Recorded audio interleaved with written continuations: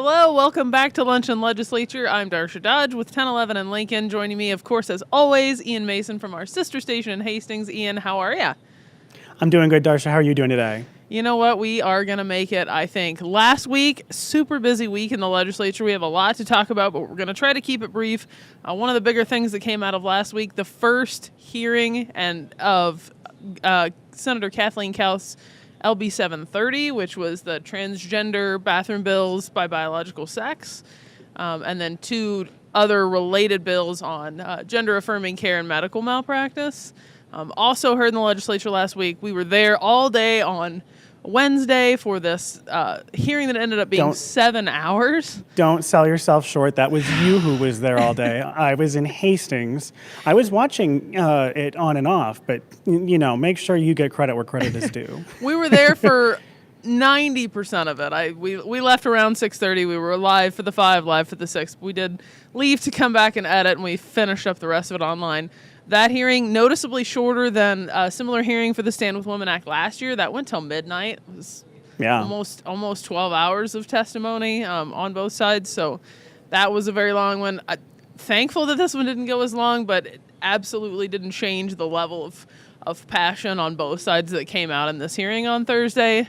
Exactly. Senator Kathleen Kauth brought this. This is her priority bill, 730. It was stripped out of the Stand With Women Act last year. The sports part of that, as you know, passed. Senator Merv Reapy of Ralston was the no vote on this bathroom portion. And as far as we can tell, having talked to Merv Reapy, he is still a no vote on this session. He didn't want to be the potty police. Didn't want to be, which is, I think, everybody's favorite quote of Merv Reapy so far this year. It's a great quote. State potty patrol, incredible. Other things that we're watching in the legislature, I know you had mentioned the security bill, which is going to be huge coming up in the legislature. That's going to be heard today. If you wanted to tell us a little bit about what that entails. Are you talking about 1072? Which one are you talking about, Darsha? Because there's 15 of them I'm tracking here.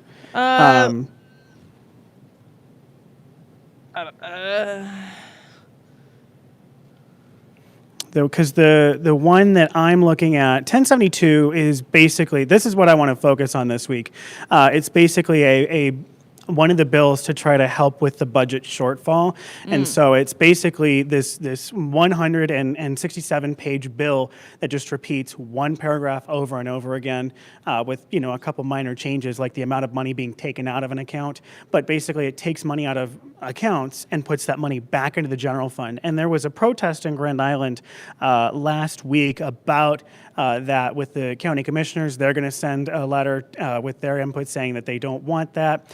You're going to see a couple other things. But this bill was introduced by Speaker Arch at the request of Governor Pillen. So it's a big bill that's likely to get a lot of traction because of those two features. That means that they have a lot of faith in this, or they at least really want to get this bill through. I think this is probably how they want to address the budget shortfall. But one of the things the bill does, so it repeats this one sentence that basically says, we're going to take X number of funds from Y program and put them in the general fund. And one of the programs that it is doing this to is for the military assistance program. And what that is or veterans assistance program. It's basically the Veterans Affairs Department has a chunk of money that you can apply for if you're a veteran and you need help paying your bills or you need help with medical expenses. You can apply for that, and this strips $5 million out of that program over the next 2 years. So in 2026, it takes $2.5 million out, and in 2027, it takes another $2.5 million out. Now, the fund is valued at more than $47 million, but just for reference, I don't know how much money they actually dispersed last year. That we don't have that number, at least I don't have that number, but applications for aid increased 33% in fiscal year of 24 to 25. And of course, the 25 to 26 numbers aren't in yet, but so far in fiscal years 25, 26, Hall County residents, because that's where we're reporting on this, they've requested $130,000 from this. So that's definitely a chunk of change right there, just so far into this fiscal year. And a little bit of history on this fund. It was established in 1921 to help World War I veterans. And so originally its budget was $2 million. Now it's, of course, up to like that $47 million, but is what it's worth right now. But the question veterans are saying is, can we afford to take this money out of this bill or out of this fund just to put it in the general fund to cover somewhere else? Mm-hmm. If you couldn't tell by my stuttering and stammering, the ability to think, track bills, and push buttons at the same time is not something that I have worked out yet. No. So. I do not envy you Patience, over there. I just get to sit here and take my notes and read off that. You have so many more things you have to do over there. So I'm a patient man, and I hope you as our audience don't mind either. It's kind of the fun of streaming. We're still getting used to this. It's just kind of a new thing for us. So it really is. You know, the format is us. so different, and Yeah. the buttons and the notes and the way that we even present it is different. So we're learning. That bill, incredible. I'm glad you're tracking it. The bill I was talking about, I have all my notes here, very much confused because there's too many daggum numbers on them. There are. It's 1237, so this is the bill that would actually prevent people from being able to carry weapons at the Capitol. Hotly contested. Yes, that one. That's a big one. That is being heard this afternoon. Very hotly contested. The Nebraska Firearm Owners Association saying this is a violation of Second Amendment rights. I talked to Senator Ben Hansen last week. This bill was brought by the Executive Board Committee, which Senator Hansen chairs. And he said, I'm one of the biggest, most pro-Second Amendment senators that are here. The problem is, and anybody that's been to the Capitol will know, you can walk in the Capitol doors from a number of places, and there is no security checkpoint between your door and the open door of a sitting senator. There's no checkpoint between the door and the governor's office. And that was kind of Senator Hansen's point is they're not allowed to carry. Capitol senators, Capitol staffers, they are not allowed to carry. Yes, Nebraska State Patrol provides Capitol security, who can't be everywhere manning every door at once all the time. But the general public, can walk in carrying not just guns, but knives or, like we saw with Ilhan Omar in Minnesota this week, spraying random things that, you don't know what that is. Exactly. There's that lack of security.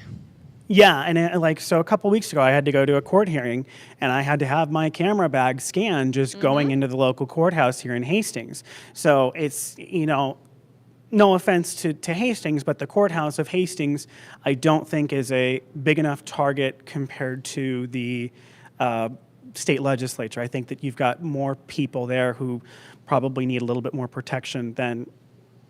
I'm not saying people don't need protection, but I'm just saying that it seems like it's more of an interesting target to malfeasance doers. And it seems like, from the ushers that I've chatted with, from people that work at the Capitol that I've chatted with in different capacities, from the Capitol security that I've chatted with, just as you talk to people casually in the hallways, there doesn't seem to be a lot of people that work at the Capitol that think this is a bad idea. Yeah. Of course, everyone is entitled to their opinion. I absolutely see both sides of it. I grew up in Arkansas. I grew up in a family with guns, around guns that lived in the country. So I grew up in Missouri with a family with guns, so I get it. We're all very familiar with this, so it'll be interesting to see how that hearing pans out.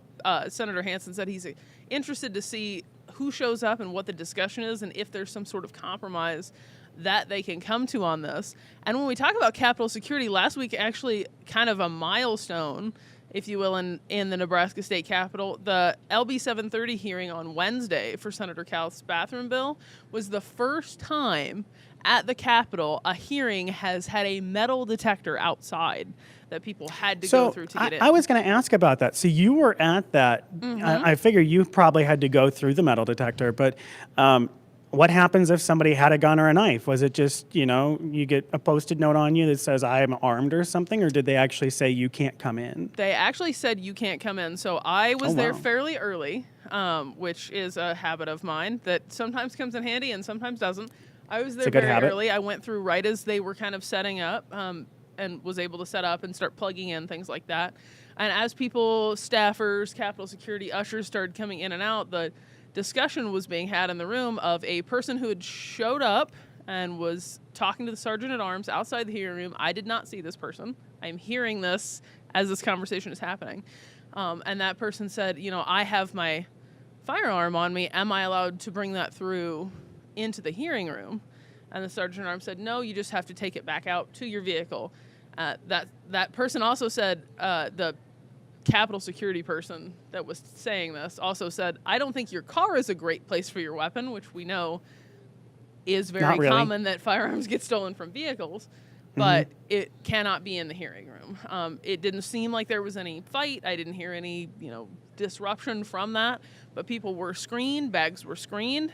That hearing was very tightly controlled. They brought proponents in first, filtered them out, brought opponents in, so there was no proponents and opponents in the room at the same time was their goal. Which I think is a good goal to have with a bill like that. Yeah, I think it went very well. I didn't witness or hear of any security issues, so I think the hearing overall went well. And usually at the Capitol, the only time you'd go through a metal detector is if you're going into the Supreme Court building. So, the Supreme Court room. So, the first time that this has been brought outside of a hearing, and they had the barricades up and traffic, if you will, flowed well. So it'll be interesting to see how that hearing pans out today and what comes in the future for security at the state capitol. Absolutely. Yeah. Well, that's all I have. Is there anything you wanted to add before we let everybody go and get back to work for this week? No, that's it. I'm curious. We've been following McHugh, and I'm curious to see because he's now kind of called on an investigation into Governor Pillen. It's kind of a tit for tat as Pillen had asked him to resign. That's something that I'm personally following because I find that interesting just to kind of see where that goes. But I mean, that's not as much legislature since he's no longer a member of the legislature, but just something that we're still tracking that's kind of interesting. Is interesting, and he's actually was in court last week and is set for trial. March 19th. So he will go to trial on that disturbing the peace charge in Lancaster County Court in March. He pleaded not guilty to that. We will see in March. If we go to trial, if there's any updates in between now and then, we'll make sure we bring them to you. Absolutely. Awesome. Ian, thanks so much for taking time out of your day and joining me. And as always, if there are things that you want us to talk about on this show, please reach out. We would certainly be happy to. Absolutely. Please reach out. We figure out how to contact us. We love it. Awesome. Ian, have a great week, and we'll see you back here next week. You too.